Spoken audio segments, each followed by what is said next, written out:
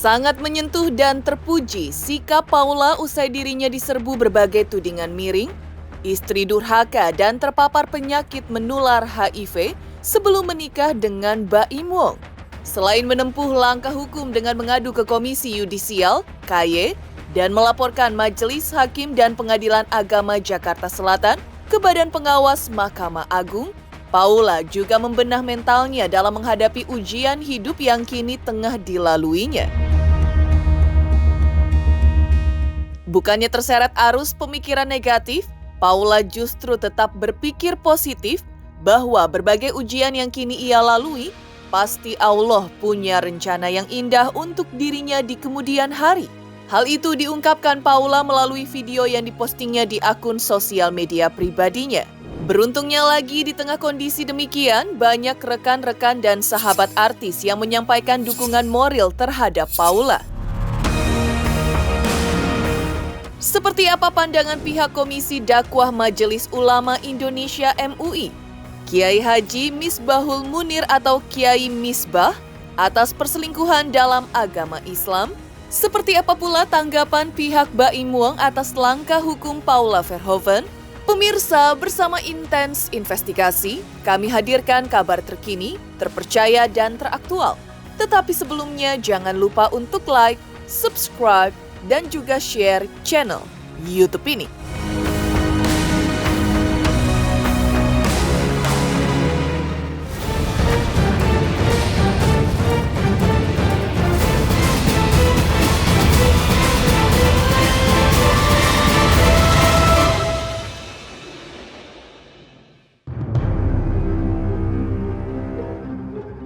Pasca putusan cerai Paula Verhoeven dengan Baim Wong dijatuhkan oleh Pengadilan Agama Jakarta Selatan, serta di tengah banyaknya ujian hidup yang dihadapi Paula dengan adanya berbagai tuduhan dan fitnahan yang menyebutkan dirinya sebagai istri durhaka dan terkena penyakit menular sebelum menikah, Paula tampak menghadapi semuanya dengan tegar. Setidaknya hal itu terlihat dari pernyataan Paula dari video yang dipostingnya di akun sosial media pribadinya kemarin. Paula merasa yakin bahwa semua yang terjadi merupakan atas rencana Allah, dan itu pasti demi kebaikan dirinya. Dan di tengah perjuangan Paula untuk melawan berbagai isu negatif atas dirinya, Paula mendapat banyak dukungan dari para sahabat artis yang terungkap di akun sosial media pribadinya.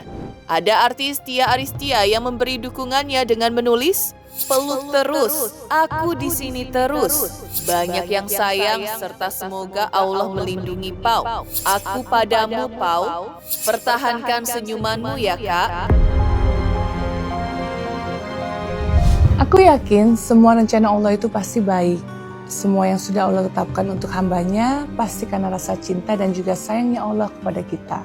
Itu yang membuat aku bisa menghadapi semua hal yang Allah tetapkan untukku. Pihak Paula Verhoeven yang merasa dirugikan atas putusan perceraian dari Majelis Hakim Pengadilan Agama Jakarta Selatan yang menyatakan dirinya terbukti berselingkuh dan menjadi istri durhaka, Paula setelah mengadukan hal tersebut ke Komisi Yudisial KY, pihaknya Paula juga kemarin melalui kuasa hukumnya melaporkan adanya dugaan pelanggaran administratif dalam proses persidangan perceraian di Pengadilan Agama ke Badan Pengawas Mahkamah Agung. Menurut pihak Paula, adanya dugaan pelanggaran administratif pengadilan yang sangat jelas dalam proses persidangan. Karena itu, pihaknya mengadukan 3 poin dugaan adanya pelanggaran administratif. Pertama, soal perubahan sistem pembacaan sidang putusan dari secara e-court ke terbuka tanpa diinformasikan kepada pihak Paula. Kedua, terkait tersebarnya cuplikan atau putusan yang diklaim sebagai putusan perceraian Paula dan Baim, padahal masih dalam tahap pemberkasan belum dipublikasikan, namun tersebar sedemikian rupa dan dikonstruksikan diduga dengan itikat yang tidak baik. Pihaknya meminta kepada Bawas MA untuk memeriksa dampak yang berpotensi terjadinya diskriminasi terhadap perempuan dan anak. Ketiga, ada dugaan melanggar undang-undang terkait perlindungan data pribadi yang dipublikasikan secara vulgar dan berpotensi merugikan Paula dan anak-anaknya, baik secara mental, ekonomi, maupun masa depan anak-anaknya.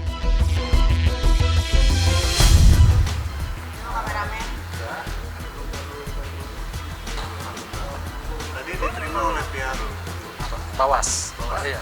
Ini kami sudah melaporkan, ini yang kedua kalinya. Yang pertama kemarin Ibu Paula ke Komisi Yudisial dan hari ini kami ke Badan Pengawas MA.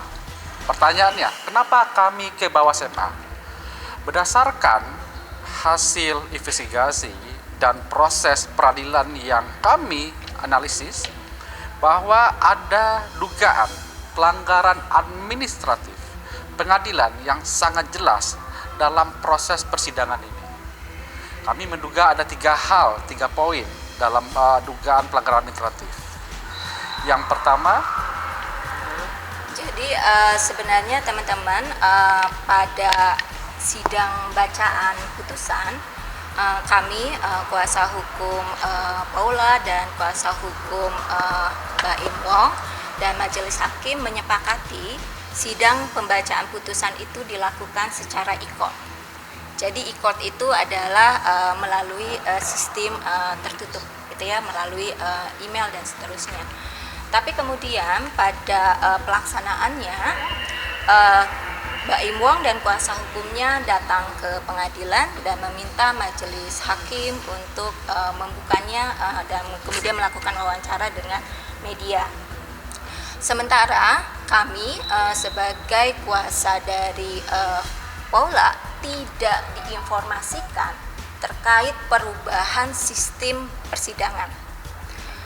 Dalam konteks hukum acara perdata itu melanggar ajas keseimbangan dan ajas untuk mendengar para pihak. Jadi kalau dalam konteks hukum perdata setiap keputusan, setiap kesepakatan itu harus dilakukan oleh para pihak. Kami tidak diinformasikan perubahan dari e-court ke kemudian persidangan yang terbuka. Itu yang kami mintakan agar Bawas memeriksa pelanggaran administrasi peradilan ini agar juga tidak terulang dan menghormati setiap hak dari pemohon dan termohon. Kemudian isu yang kedua yang kami mintakan adalah terkait tersebarnya cuplikan atau putusan yang diklaim sebagai putusan perceraian Paula dan Mbak I. Dalam catatan kami, putusan itu masih dalam tahap minutasi. Minutasi itu adalah tahapan pemberkasan yang nanti akan disampaikan ke sistem pengarsipan dan kemudian baru diunggah di website putusan Go.id. Putusan untuk publik hanya bisa diakses melalui putusan Go.id dan itu melalui proses panduan sesuai SK Mahkamah Agung nomor 144. Namun kemudian ini tersebar sedemikian rupa dan kami menemukan ini dikonstruksikan untuk hal-hal dengan itikat yang tidak baik. Maka kami meminta Badan Pengawas untuk memeriksa ini putusan ini yang seharusnya belum sampai ke publik karena belum melalui proses pengunggahan di putusan Go.id, belum melalui panduan tata cara mengunggah gitu ya atau memproses sebuah putusan, tapi itu sudah dikonsumsi oleh publik dan yang utama adalah dampak yang bisa berpotensi diskriminasi terhadap perempuan dan anak.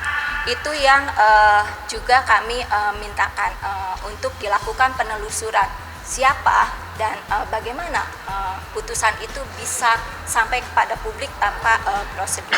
Yang ketiga, jangan lupa kita sudah punya undang-undang perlindungan data pribadi. Nah, pada titik itu kemudian hal-hal yang terkait data pribadi tidak bisa dipublikasikan. Kalau pun putusan pengadilan secara hukum tidak bisa dipublikasikan secara vulgar, tetapi harus ada proses anonimisasi. Namun ya tadi nampaknya pengadilan dan banyak pihak belum aware terhadap kasus ini. Bahwa kami melihat bahwa kasus Paula ini penting untuk jadi pelajaran bahwa ada hal yang paling terlanggar, yaitu hak data pribadi atau hak privasi di sini. Yang seharusnya tidak diumbar tapi kemudian menjadi konsumsi publik. Sehingga merugikan klien kami. Bahkan ada tindakan-tindakan yang mempunyai etikat buruk dengan sengaja mengkonstruksikan ada hal-hal yang berkaitan dengan privasi klien kami sehingga itu merugikan hak azazi klien kami. Erwin Natsomal dalam laporannya diungkap pula terkait adanya gap antara pernyataan yang disampaikan oleh juru bicara Pengadilan Agama Jakarta Selatan dengan teks yang ada dalam putusan hakim. Menurutnya, pernyataan yang menyebut adanya orang ketiga itu seakan-akan mengonfirmasi kepada publik soal adanya perselingkuhan, namun nyatanya di dalam putusan hal itu tidak ada.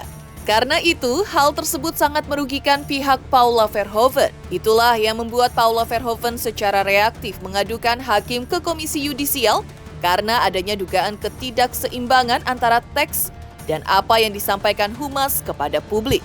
Pihak Paula menilai seharusnya juru bicara tidak beropini, tapi menyatakan apa yang ada di dalam amar putusan. Akibatnya, Paula Verhoeven menjadi korban yang terzolimi serta dipojokkan karena pernyataan-pernyataan yang dinilai pihaknya tendensius dan tidak tepat. Terkait beredarnya surat putusan di sosial media yang menyebutkan Paula Verhoeven terpapar penyakit menular sebelum menikah, menurut kuasa hukum Paula harus menunggu hasil penelusuran dari Bawas MA apakah betul putusan itu otentik sama dengan yang dihasilkan oleh Pengadilan Agama Jakarta Selatan. Apalagi menurutnya di dalam Undang-Undang Data Pribadi, ada hal-hal yang tidak boleh disampaikan ke publik karena itu menjadi privasi seseorang. Oh ya, ada satu hal yang menarik dalam laporan kita, yaitu kami juga melihat ada gap antara pernyataan yang disampaikan oleh juru bicara Pengadilan Agama dengan teks yang ada dalam putusan. Misalnya mengatakan bahwa adanya terbukti adanya orang ketiga. Kata-kata terbukti ada orang ketiga itu menginisiasi publik sehingga seakan-akan ada perselingkuhan. Perselingkuhan tanda kutip ada hubungan intim dan lain-lainnya. Dan ini tidak ada kalau kita cek dalam putusan itu tidak ada. Dan ini sangat merugikan. Itulah yang membuat Bu Paula kemarin secara reaktif pergi ke KY dan nanti akan kita lengkapi dalam selanjutnya bahwa ada ketidakseimbangan antara teks dan apa yang disampaikan. Juru bicara MA harusnya tidak beropini, harusnya dia cuma menyatakan apa yang ada dalam teks amar putusan, tidak atau setidaknya proses. Tidak masuk substansi dan beropini terhadap putusan. Nah, itulah yang kita lihat selama ini berkembang heboh sekali. Sehingga kita lihat Bu Paula menjadi korban. Dalam hal ini terzalimi, dipojokkan karena pernyataan-pernyataan yang tendensius dan tidak tepat. Gitu. Itu juga kami masukkan dalam laporan. Teman-teman, untuk putusan itu kan kita belum clear ya, yang disampaikan ke publik itu yang mana. Sehingga terkait hal itu mungkin kita menunggu dulu hasil penelusuran dari Bawas bagaimana dan apakah betul putusan itu otentik ya sama dengan yang dihasilkan oleh Pengadilan Agama. Kemudian terkait dengan penyampaian bahwa diduga memiliki penyakit yang serius, itulah yang dimaksud tadi oleh Bang Erwin bahwa di dalam Undang-Undang Perlindungan Data Pribadi ada hal-hal yang tidak boleh disampaikan karena itu hak privasi seseorang, siapapun itu. Ya, kalau di sini kan dikontekskan dengan Ibu Paula, tapi siapapun, status kesehatan itu hanya orang bersangkutan yang berhak menyampaikan. Kita pun tidak boleh menyampaikan. Terlepas dari bantahan yang disampaikan oleh Paula Verhoeven, utamanya terkait tudingan adanya perselingkuhan, menurut Kiai Haji Misbahul Munir atau Kiai Misbah, yang merupakan Wakil Ketua Komisi Dakwah MUI, curhat dan bercerita di dalam kamar dengan bukan mahram sangat dikecam dalam Islam. Sebab hal ini dianggap tidak menghargai dan menghormati suami. Sehingga perbuatan itu pun bisa dikategorikan durhaka atau tidak taat kepada suami dan termasuk nusyuz. Dan dalam Islam perselingkuhan dikecam dan sangat dilarang. Alasannya perselingkuhan merusak rumah tangga karena melahirkan penyimpangan atau tidak menghargai pasangan yang bisa menimbulkan banyak efek masalah lainnya. Perselingkuhan dalam Islam tentu sangat dilarang ya. Itu namanya merusak rumah tangga. Dan ini tidak boleh dilakukan oleh siapapun, baik pihak suami maupun istri. Islam sangat mengecam itu, karena Islam pada prinsipnya itu menjaga keturunan. Syariat Islam itu menjaga kemurnian, keaslian keturunan. Makanya ada pernikahan, ya. Sehingga pernikahan itu harus dijaga. Sehingga rahim istri itu benar-benar dipastikan memang milik suami. Secara umum saya sampaikan, Islam sangat mengecam terhadap perselingkuhan. Berbicara dengan pihak lain dengan tanpa seizin suami dan tidak ada kepentingan apapun. Itu kan dapat mengganggu perasaan daripada suami atau perasaan daripada seorang istri. Sedangkan hubungan dia dengan yang bersangkutan misalnya tidak jelas, suami bukan, istri bukan, yang jelas orang lain. Maka tanpa izin daripada suami, maka masuk kategori daripada perselingkuhan. Selingkuh itu paling medianya ya bisa ngobrol lewat langsung, bisa lewat chat, bisa lewat ya video call dan sebagainya. Intinya jangan sampai seorang istri menyakiti hati suami.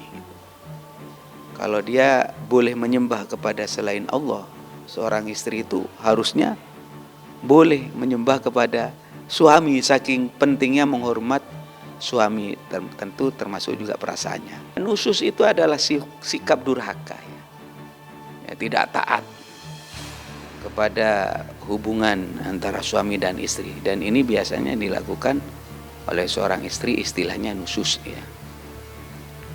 Nusyuz ini adalah sebuah tindakan yang dikategorikan melawan kepada suami, tidak menghormati kepada suami. Ini nusyuz. Dalam Islam tidak boleh seorang istri itu nusyuz. Paula Verhoeven melakukan hal terpuji ini usai beredar kabar terpapar penyakit menular HIV. Lantas, seperti apa pula pengakuan kuasa hukum Baim Wong yaitu Fahmi Bahmid terkait putusan Majelis Hakim Pengadilan Agama Jakarta Selatan yang menyebutkan Paula istri durhaka? Selamat untuk intens investigasi. 3 juta subscriber, luar biasa sekali 3 juta. Ya pokoknya semakin sukses lah dan bisa menghadirkan sesuatu yang memang baik untuk diperlihatkan.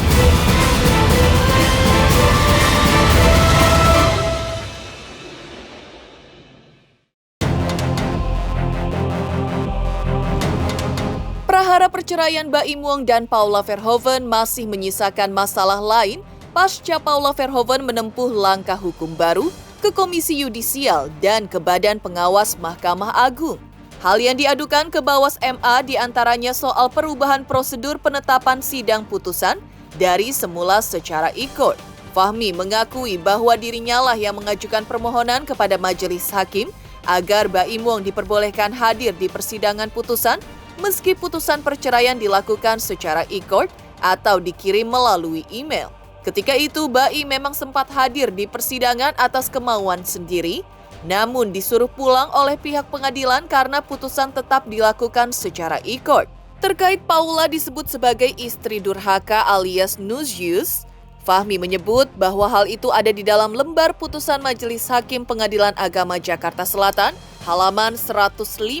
Jadi di mata Fahmi tidak ada yang dilanggar karena Humas menyampaikan hal itu dari apa yang ada di dalam putusan perceraian Majelis Hakim.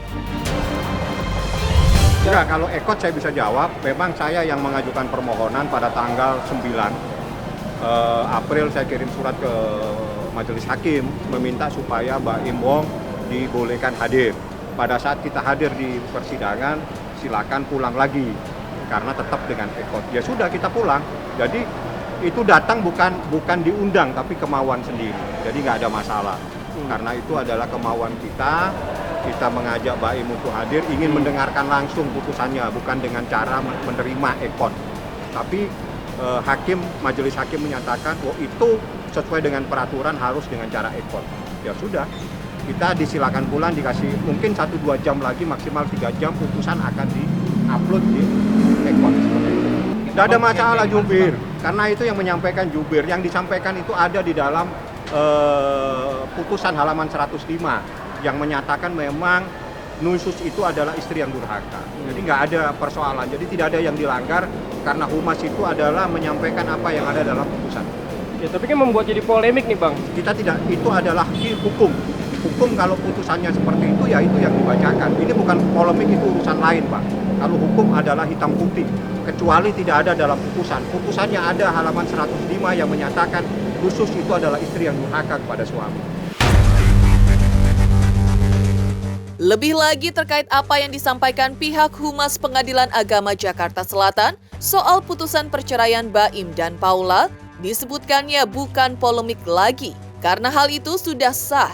Karena itu wajar kalau pihak Humas Pengadilan Agama menyampaikan putusan itu kepada publik lantaran sesuai dengan surat keputusan Mahkamah Agung tahun 2007, di mana demi keterbukaan informasi, maka putusan tingkat pertama harus disampaikan ke publik. Tak hanya itu, Fahmi Bahmid juga menanggapi bantahan Paula Verhoeven atas tuduhan bahwa ia terbukti melakukan perselingkuhan. Menurut kuasa hukum Baim Wong, silahkan Paula membantahnya. Tapi hal itu sudah menjadi fakta di persidangan, di mana semua terungkap bahwa Paula terbukti berduaan dengan laki-laki yang bukan muhrim. Namun, soal bocornya hasil putusan yang menyebut Paula terpapar penyakit menular sebelum menikah, ia masih harus membacanya terlebih dahulu. Fahmi mengaku hanya menghafal putusan halaman 105 karena bagian itu mengungkap adanya pemahaman istri yang durhaka terhadap suami. Silakan membantah, yang jelas dari fakta-fakta di persidangan semua terungkap. Salah satunya adalah seorang laki-laki yang bukan muhrimnya berduaan dengan seorang wanita istri orang. Ya. Oke, Bang. Itu ditemukan. Siapa bilang, Anda tanya aja. Jubir boleh menyampaikan, itu adalah humas. Dia sesuai dengan surat keputusan Mahkamah Agung tahun 2007 yang menyatakan harus menyampaikan informasi, keterbukaan informasi, di mana dalam pasal 6 seingat saya itu menyatakan putusan pada tingkat pertama itu harus disampaikan. Tapi ada beberapa poin nama para pihak itu disamarkan. Tapi boleh disampaikan. Itu adalah surat keputusan Mahkamah Agung tahun 2007. Ini soal bocornya informasi yang terkait sakit keras Bang. Saya harus membaca dulu yang halaman berapa karena saya belum membawa putusan. Yang saya hafal itu halaman 105 yang selalu saya, karena itulah yang terungkap adanya pemahaman istri yang durhaka. Demikian pemirsa kabar terkini, terpercaya dan teraktual yang kami hadirkan hari ini. Saksikan terus Intens Investigasi setiap hari Senin sampai dengan Jumat, tayang 5 kali sehari, pada Sabtu tayang 3 kali sehari, yaitu pada pukul 11 siang, 12 siang, 3 sore, 5 sore, dan 6 sore, tentunya hanya di YouTube channel. Dan pastikan jangan lupa untuk like, subscribe, share, dan juga komen channel Intens Investigasi.